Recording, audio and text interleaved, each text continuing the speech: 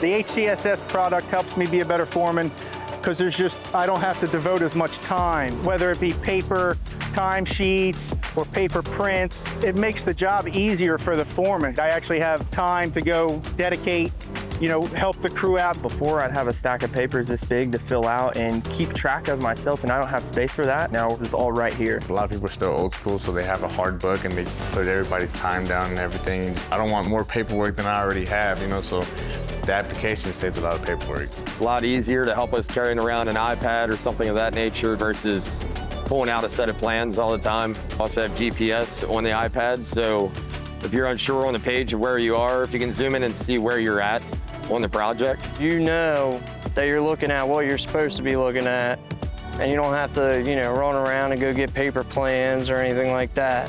Favorite part about using HeavyJob is time cards and sharing sheets and the polygons. So I guess I have 3 favorites.